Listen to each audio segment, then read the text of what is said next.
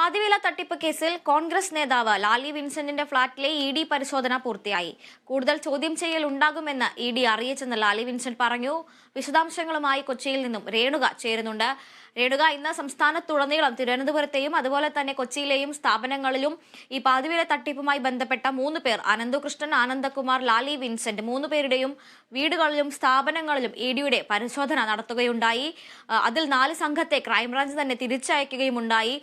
E ഡിയുടെ ഈ ഒരു റെയ്ഡിൽ കണ്ടെത്തിയ കാര്യങ്ങൾ എന്തെല്ലാമാണ്? അതുപോലെ തന്നെ റെയ്ഡുമായി ബന്ധപ്പെട്ട വിശദാംശങ്ങൾ എന്തെല്ലാമാണ്?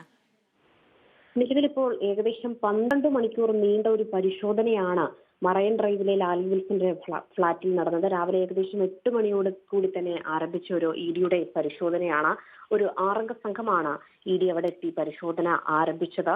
ഇതിൽ ഏറ്റവും നിർണായകമായ സംഭവം പറയുന്നത്, ഈ 3 സ്ഥാപനങ്ങളിലായി അനന്തകൃഷ്ണന്റെ 3 സ്ഥാപനങ്ങളിൽ നിന്നായി 3 വർഷത്തെ ജോലിക്കായി ലാലി വിൽസന്റിന് ലഭിച്ചിരിക്കുന്നത് 4,04,500 രൂപയാണെന്ന് ലാലി വിൽസൺ പറയുന്നുണ്ട്. 3 വർഷമായി 3 സ്ഥാപനങ്ങളിൽ നിന്ന് മാത്രമായിട്ടുള്ള തുകയാണ് 47,04,500 രൂപ.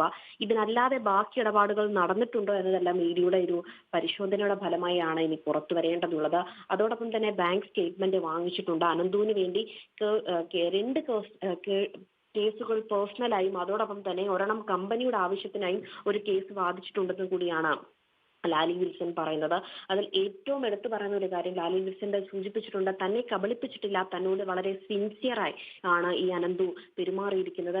താൻ ഒരു കബളിപ്പിക്കുന്ന ഭാഗമായി ഇരയായിട്ടില്ല. സ്റ്റേറ്റ്മെന്റുകളും ഈ പല ആവശ്യങ്ങൾക്കായി കമ്പനിയുടെ ഒരു ലീഗൽ അഡ്വൈസർ എന്ന നിലയിൽ സ്റ്റേറ്റ്മെന്റുകളും ഡ്രാഫ്റ്റുകളും തയ്യാറാക്കി അനന്തുവിന് വേണ്ടി നൽകിയിട്ടുണ്ട്. ഇതിന്റെ പ്രതിഫലമായി അല്ലെങ്കിൽ താൻ ചെയ്ത ജോലിയുടെ പ്രതിഫലമായി ലഭിച്ച തുകയാണ് ഈ 3 വർഷത്തിനിടെ പല രീതിയിൽ കണക്കുകൾ ഇല്ലെന്ന് തന്നെയാണ് ലാലി വിൽസന്റും പറയുന്നത്.